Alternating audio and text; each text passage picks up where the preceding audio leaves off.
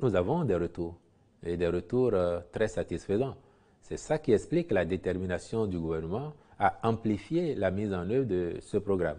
Si nous sommes passés de 30% de couverture à peine en 2016 pour 1,5 milliard seulement sur l'ensemble du territoire national, ce qui laisse penser que la couverture est forcément partielle et parcellaire, et que nous sommes aujourd'hui à 75% au moins pour pratiquement 50 milliards d'investis, 48,7. Cela montre tout l'intérêt que nous portons à ce programme.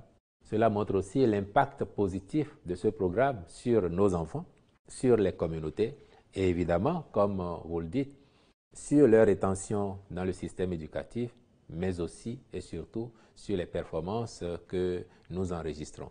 Et c'est la raison pour laquelle ce programme fait partie des priorités du gouvernement en matière sociale. Le hautement social donc s'apprécie aussi à l'aune de la mise en œuvre des cantines scolaires avec aujourd'hui, vous l'avez noté, 1 135 000 quand même enfants béninois sur tout le territoire national qui sont pris en compte. Et c'est précisément en raison de ces retours et des effets induits du programme que la démarche maintenant consiste à vouloir le rendre définitivement structurel à travers une loi qui pourra être adoptée prochainement par l'Assemblée nationale, de sorte que gouvernement après gouvernement, président de la République après président de la République, les enfants du Bénin dans nos écoles aient le minimum qu'il faut en termes d'accompagnement social de l'État, notamment pour les parents ou les localités qui seraient moins fortunés que d'autres.